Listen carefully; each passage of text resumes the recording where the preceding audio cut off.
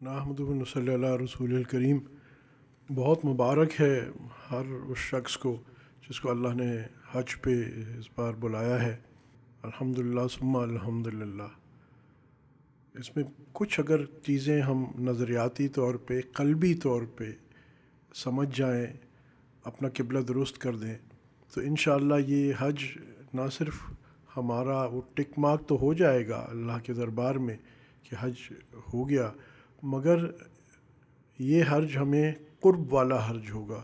یہ حج ہمارا ایسا ہوگا کہ ہماری زندگیاں بدل جائیں گی۔ اور اصل میں حقیقت میں حج تو اتنی بڑی عبادت ہے، اتنی بڑی نعمت ہے، وہاں پہنچنا، وہ کہتے ہیں ای سعادت بزور بازو نیست، کہ کوئی انسان اپنے بازو کے زور پہ وہاں نہیں پہنچتا، یہ تو اللہ کی طرف سے بلاوا ہوتا ہے۔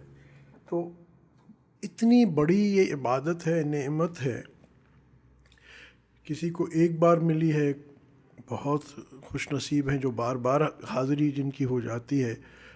اصل بات کیا ہے، حج کیا ہے؟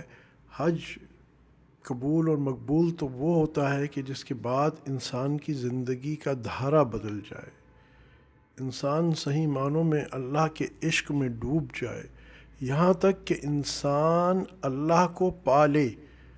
جو اللہ پاک قرآن میں فرماتے نا والذین آمنوا اشد حبا للہ، مفہوم کے ایمان والوں کی تو وہ ہیں جو شدید محبت اللہ سے کرتے ہیں۔ جو آپ ہم حج پہ ہیں، کیا واقعی ہر لمحہ ہمیں اللہ کے قرب میں اضافہ دے رہا ہے؟ حج پہ ہونے کا معنی یہ نہیں کہ اب آپ سفر میں حرمین پہنچ گئے تو بلکہ گھر سے نکلے تو حج کا سفر الحمدللہ شروع ہو گیا، آپ کا میٹر اللہ کے یہاں ڈاؤن ہو گیا۔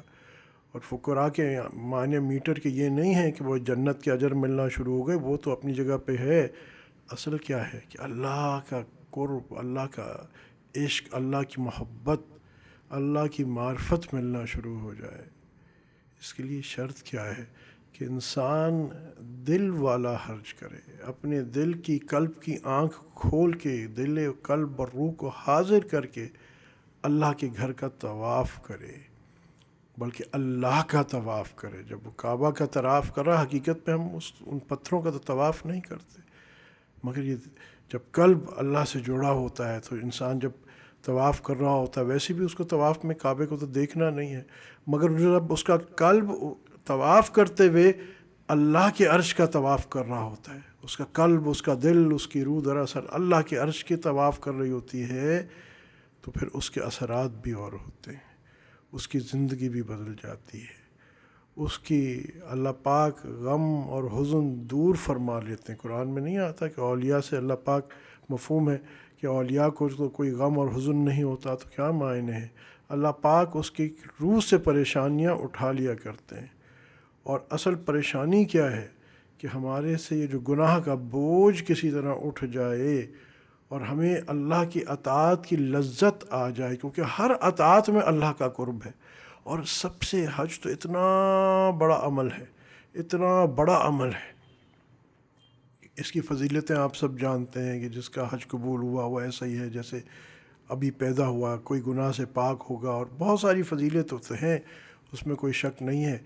اور بہرحال ہمیں یہ دیکھنا ہے، سوچنا ہے کہ ہمارا حج بھی ایسا ہو جو ہماری زندگی بدل دے، دل بدل دے، روح بدل دے۔ جو آج تک اللہ سے کٹ کے زندگی گزاری ہے، اب اللہ ہی کے ہو کے رہنے والی زندگی گزار دے۔ اچھا، اس میں ایک اور عرض کر دوں، ہمارے دوست احباب جاتے ہیں تو اکثر بہت اس بات پہ نالا ہوتے ہیں کہ جی وہاں تو امیگریشن میں لمبی لائن تھی، اور ہوٹل کے لیے بڑی لائن تھی، اور فلاں جگہ لائن تھی۔ تو سوچئے کہ پہلے زمانے میں تو لوگ 3 مہینے سفر کرتے تھے، تب جا کے کوئی پیدل، کوئی بحری جہاز پہ، کوئی کیسے، کوئی کتنی مشکلات کو جھیل کے جاتا تھا۔ آج یہ کتنا آسان ہے کہ ہم جہاز میں جاتے ہیں، رستے میں کھانا بھی سرو ہو رہا ہوتا ہے، اگر امیگریشن میں ہے تو ایئر کنڈیشن ہوتا ہے، واش رومز اویلیبل ہے، سارا ہے۔ اب اس میں اگر 10 گھنٹے بھی لگ گئے تو کون سی دیر ہے؟ ایک بات۔ اور دوسری اصل بات کیا ہے، یہ ساری جو تکالیف آ رہی ہیں یہی تو دراصل حج ہے، اسی پہ تو صبر کرنا ہے۔ یہی تو حج ہمیں سکھا رہا ہے کہ اپنے محبوب کی تلاش میں جو بھی چیز پیش آئے اس کو خندہ پیشانی سے خوشی کے ساتھ قبول کرنا ہے، اپنے محبوب کی تلاش میں درگزر کرنا ہے، وہاں اللہ کے بندوں کو اپنے پہ ترجیح دینی ہے، کیونکہ یہ اللہ کی خوشنودی اس سے ملتی ہے۔ اور حج یہ بہترین موقع ہے، وہاں ہر چیز میں، طواف میں آپ دیکھیں گے ہجوم ہوگا، کوئی آپ کو دھکا بھی دے رہا ہوگا، کوئی آپ سے آگے نکلنے کی کوشش کر رہا ہوگا، کہیں آپ کو رکاوٹ آ رہی ہوگی، تو کوئی بات نہیں، کیا فرق پڑتا ہے؟ آپ کا اللہ کا قرب کا سفر تو گھر سے ہی شروع ہو گیا تھا۔ یہاں تک میں عرض کرتا ہوں کہ بہت سارے دوست جب جاتے ہیں تو ان کو جلدی ہوتی ہے کہ احرام جلدی سے اتر جائے۔ کیوں اتر جائے؟ احرام تو ایک نعمت ہے نا، اسی لیے تو گئے تھے آپ کہ اللہ کی رضامندی حاصل کریں، اور اللہ پاک کو یہ احرام کی حالت کتنی پسند ہے۔ آپ خود سوچئے، آپ حضرات جو سب اب حج پہ ہیں، تو پوری دنیا میں، پوری امت محمدیہ صلی اللہ علیہ وسلم میں ان ایام میں احرام میں کتنے لوگ ہوں گے؟ اس سال تو میرا خیال کو 20 لاکھ یا 22 لاکھ لوگ، تو 7 ارب انسانوں میں آپ 20 لاکھ کو اللہ نے چن لیا ہے۔ اللہ کی نگاہ میں آپ کتنے اونچے ہیں، اللہ اکبر کبیرہ۔ پھر اس 20 لاکھ میں سے بھی کوئی طواف زیارت کے لیے جب آئے گا تو اس میں بھی ایک محدود تعداد ہوگی، 20 کے 20 لاکھ تو نہیں ہوں گے۔ تو آپ خود سوچئے کہ آپ جگہ جگہ حاجی جو ہے وہ اللہ کی نگاہ میں کتنا قریب ہے، اللہ کی نگاہ کے کیسے اچھا ہے، اللہ کی نگاہ میں کیسا اونچا اور ایلیویٹڈ ہے۔ اور خاص طور پہ جب اس کو کوئی ناپسند پانی نہیں مل رہا، کہیں واش روم کی لائن لمبی ہو گئی، کھانے کی لائن لمبی ہو گئی، کہیں کمرے میں اے سی نہیں چل رہا، چھوٹی چھوٹی چیزیں ہیں، پر اس پہ صبر اور درگزر، کہ وہ کہتے ہیں نہ ہجر اچھا نہ وصال اچھا، جس حال میں یار رکھے وہ حال اچھا۔ یہ سفر یہ وہ والا ہے، یہ سفر کون سا والا ہے؟ کبھی عرش پہ، کبھی فرش پہ، کبھی تیرا در، کبھی در بدر، میں عاشقی تیرا شکریہ، میں کہاں کہاں سے گزر گیا۔ تو اصل چیز کیا ہے؟ یہ تو عشق کا سفر ہے۔ حج تو کلی عشق کا، اور دیوانہ حقیقت میں عرض کروں، عاشق تو جیسا اپنے محبوب کو دیوانہ ور ڈھونڈتا ہے، یہ کہ اللہ کی تلاش کا سفر ہے نا۔ تو جب اپنی محبوب جو شدید اللہ سے محبت کرتا ہے، اور وہ ایمان والا، والذین آمنوا اشد حبا، اس کا یہ شدید محبت کا بہترین ذریعہ کیا ہے؟ یہ حج کا موقع۔ اور آپ لوگ جو وہاں حج پہ موجود ہیں، اللہ اکبر کبیرہ، اللہ کے چنے ہوئے لوگ ہیں، اللہ کے چنے ہوئے لوگ ہیں۔ تو ان حج کے ایام میں صبر کے ساتھ، درگزر کے ساتھ، دوسروں کو اپنے اوپر ترجیح دے کے، دوسروں کو اپنے سے بہتر سمجھ کے، یہ وہ ساری باتیں بتا رہا ہوں، آپ انشاءاللہ کریں گے تو اللہ کا قرب ملے گا، اللہ کی طرف سے آپ کو رضامندی ملے گی، اور آپ کی زندگیاں اللہ کے فضل سے بدل جائیں گی۔ پھر ان ایام میں ڈوز بھی ہوتے ہیں، ڈو ناٹس بھی ہوتے ہیں۔ باقی ٹھیک ہے، آپ نے ذکر کرنا ہے اور تلاوت کرنی ہے، طواف کرنی ہے، وہ تو ماشاء اللہ آپ سب کو پتہ ہے، مگر یہ بھی یاد رکھیے کہ جہاں ڈوز ہوتے ہیں وہاں ڈو ناٹس بھی ہوتے ہیں۔ کیا ڈو ناٹس ہیں؟ کہ یہ وقت بازاروں میں گزارنے کا نہیں ہے۔ ہم وہاں یہ ایام حج، اس حج پہ اس واسطے نہیں آئے ہیں، چیزیں خریدنے کا سارا سال موقع ہے، سارا سال موقع ہے۔ یہ تو ہٹ کٹ کے بس اپنے اللہ کا ہو جانے کا موقع ہے۔ مدینے میں حاضری ہو تو آپ صلی اللہ علیہ وسلم ہٹ کٹ کے بس آپ صلی اللہ علیہ وسلم کے عشق میں فنا ہونے کا موقع ہے۔ اور اتنے بابرکت ایام، یعنی سونے پہ سہاگا، ذی الحجہ، پہلا عشرہ، پھر حج، یعنی ہر اعتبار سے۔ اور پھر آپ حضرات جو وہاں اتنی پاک زمین پہ اس وقت موجود ہیں، اللہ کی نگاہ میں کتنی اونچی آپ کی اس وقت حیثیت کتنی اونچی ہے۔ اب کرنا ایک اور کیا، اللہ کو کیا پسند ہے؟ جب انسان، اور آپ صلی اللہ علیہ وسلم کو بھی کیا پسند ہے، کہ جب ایک امت کی فکر کرتا ہے، دوسرے امتیوں کے لیے دعا کرتا ہے، اللہ پاک کو کتنا پسند آتا ہے، آپ صلی اللہ علیہ وسلم کو کتنا پسند آتا ہے۔ تو یہ ایک اور موقع ہے آپ کو، اپنے لیے تو دعا کر ہی رہے ہیں، ٹھیک ہے، بہت اچھا، مگر پوری امت کے لیے دعا کریں، اور خصوصی ہمارے پاکستان والے ہیں، اس ملک کے لیے دعا کریں، اور آپ صلی اللہ علیہ وسلم کے روز اقدس میں جب حاضری ہو تو آپ صلی اللہ علیہ وسلم سے امت کا سلام پہنچائیں، دوست احباب کا، دوستوں کا، دشمنوں کا سلام پہنچائیں، آپ صلی اللہ علیہ وسلم سے دعاؤں کی درخواست فرمائیں۔ یہ ہمارا اہل سنت والجماعت کا سب کا عقیدہ ہے کہ آپ صلی اللہ علیہ وسلم روز اقدس میں حیات ہیں، اور جو حرم شریف کے اندر سے مدینہ منورہ میں سلام پڑھتا ہے آپ صلی اللہ علیہ وسلم ڈائریکٹ سنتے ہیں، ڈائریکٹ جواب دیتے ہیں۔ تو وہاں امت کے لیے دعا کروائیں۔ مختصر حدیث مبارکات میں آتا ہے کہ اللہ پاک دیتا ہے اور میں تقسیم کرتا ہوں، یہ حدیث مبارکہ ہے، آپ صلی اللہ علیہ وسلم نے فرمایا جس کا مفہوم ہے۔ تو بہرحال وہاں بھی کتنا پسندیدہ عمل ہے کہ پوری امت کے لیے، اپنے دوست احباب کے لیے، بلکہ یہاں تک کہ اپنے دشمنوں کے لیے بھی دعا کیجیے۔ یہ حاجی کا طرح امتیاز ہونا چاہیے۔ اور پھر یاد رکھیے ایک اور بات تھوڑی آخری یہ عرض کر دیتا ہوں کہ جب دل بدلتا ہے تو انسان کی زندگی بدلتی ہے۔ جو چیز ظاہراً باطناً ہم شریعت سے دور اپنا حلیہ بنائے ہوئے ہیں، شریعت سے دور ہمارے اعمال ہیں، اللہ سے مانگیں بھی اور ظاہراً اپنی پوری کوشش کر لیں کہ اب ہم نے آپ صلی اللہ علیہ وسلم جیسی صورت بنانی ہے، اور خاص طور پہ مدینہ میں حاضری ہونے سے پہلے تو ضروری ہے کہ ہم آپ صلی اللہ علیہ وسلم جیسا چہرہ بنا کے جائیں۔ ہم خواتین بھی اسی طرح آپ صلی اللہ علیہ وسلم کی ہدایت کے مطابق پردے کا اہتمام اسی طرح یہ نیت کر لیں دل میں، چاہے ابھی ہمت نہیں بھی ہو رہی کوئی بات نہیں، ہمت کریں اور عرض یہ کرتا ہے فقیر اللہ سے مانگنا شروع کر دیں، اللہ سے مانگنے شروع کر دیں۔ کیونکہ یاد رکھیے ایک بزرگ فرمایا کرتے تھے کہ جو شخص داڑھی مونڈتا ہے تو وہ چاہے نماز پڑھ رہا ہو چاہے وہ حج کر رہا ہو، وہ نافرمانی 24 گھنٹے اس کے ساتھ لگی رہتی ہے۔ آپ دیکھیے کتنی خطرناک بات ہے۔ پھر روز اقدس میں جانا، بس چھوٹی چھوٹی میں چیزیں عرض کر رہا ہوں، اس کا مقصد کیا ہے؟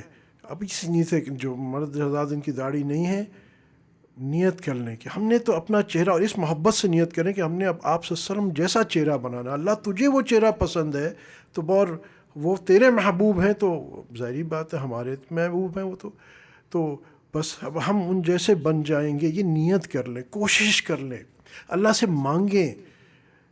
انشاءاللہ کیا ہوگا کہ اللہ کی خوشنودی آپ کو ملنا شروع ہو جائے گی، اور اس کی برکت سے آپ دیکھیں گے جب یہ سنت کے احیا ہوں گے، خواتین بھی مرد بھی احیا کریں گے، اور اس موقع پہ حج پہ جب اللہ کی رحمت تو یعنی سمندروں کی طرح، سمندر بھی چھوٹے ہیں، اس سے زیادہ جوش میں ہے، تو یہ وقت تو اس سے منوانے کا ہے، اپنی زندگی بدلوانے کا ہے۔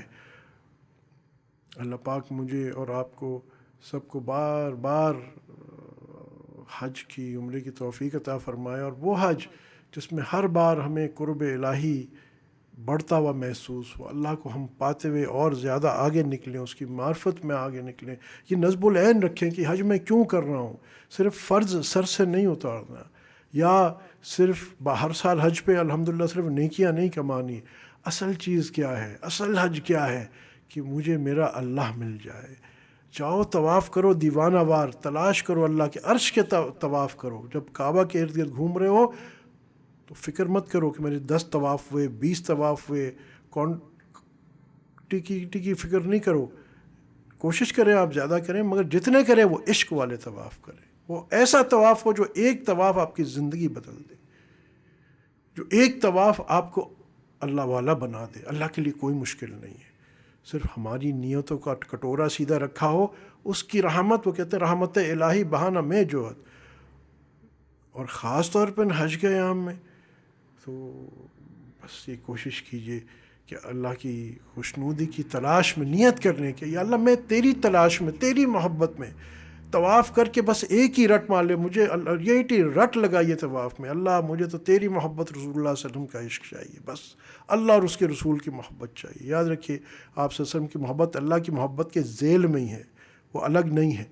تو اللہ اور اس کے رسول کے، اور اللہ تک پہنچنے کا ایک ہی طریقہ ہے، عشق رسول اللہ صلی اللہ علیہ وسلم۔ یہ عشق کا سفر بنا دیجیے، عشق کا، ورنہ اگر عشق نہیں ہوا، عشق کے ساتھ یہ سفر نہیں ہوا تو بس وہ ایسا ہی ہوگا جیسے ایک گلاب جامن جس کے اندر کوئی مٹھاس نہیں ہے۔ ظاہر تو کتنا ہی خوبصورت ہو جائے باطن سے خالی ہو جائے گا، باطن میں کچھ نہیں ہوگا، اس کا وزن اللہ کے یہاں کچھ نہیں ہوگا۔ اور اگر یہ عشق والا ہمارا سفر بن گیا، محبت والا بن گیا، تعلق مع اللہ نصیب ہو گیا، آپ صلی اللہ علیہ وسلم کی خوشنودی رضامندی والا سفر ہو گیا، اللہ اکبر کبیرہ، اور انشاءاللہ ایسا ہی ہوگا۔ بس آپ سب آج نیت اپنی یہ کر لیں کہ بار بار رٹا دیں اس بات کو۔ اس وقت دنیا مانگنا وہ تو اللہ پاک ویسے ہی ذیل میں ویسے ہی دے دیں گے، بس اللہ کو اللہ سے اللہ کے لیے مانگیں۔ فقیر کئی سالوں سے یہ عرض کرتا ہے، ہمارے بزرگوں کا قول ہے، اللہ کو اللہ سے اللہ کے لیے مانگیں۔ جائیے روز اقدس پہ آپ سے درخواست کیجئے کہ یا رسول اللہ، بس آپ متوجہ ہو جائیں، آپ ہمارے لیے دعا فرما دیجئے، آپ ہم سے جو ہے شفقت فرما دیجئے، محبت فرما دیجئے، اللہ سے مانگیے، اے اللہ ہم تجھ سے کیا محبت کریں گے، تو بس ہم سے محبت کر لے۔ آپ یاد رکھیے جو ابھی حج پہ ہیں، you are amongst the very chosen few. خود دیکھ لیجئے پورے ملک میں سے، آپ جس ملک میں سے بھی آئے ہیں، اس ملک کی آبادی دیکھیے، اس میں مسلمانوں کی آبادی دیکھیے، اور کتنے لوگ ہیں اس ملک میں سے جو اس وقت اس ایلیویٹڈ اور اس چوزن جگہ پہ موجود ہیں۔ یہ چوزن اسٹیٹس حاجے والی ان کو دستیاب ہے۔ اس فقیر کو بھی اپنی دعاؤں میں یاد رکھیں، یاد رہے تو روز اقدس میں سلام عرض کر دیجیے گا، اگر یاد رہے تو۔ اللہ پاک ہم آپ سب کا حج قبول و مقبول بنائے، زندگی بدلنے والا ہو۔ اللہ پاک آپ سب کو اپنا محبت، تعلق، معرفت، پہچان نصیب فرمائے، نبی کریم صلی اللہ علیہ وسلم کی پکی سچی دائمی محبت نصیب فرمائے، اور ظاہری باطنی کامل آپ صلی اللہ علیہ وسلم کی اتباع کی توفیق عطا فرمائے۔ آخر الدعوانا الحمد للہ رب العالمین۔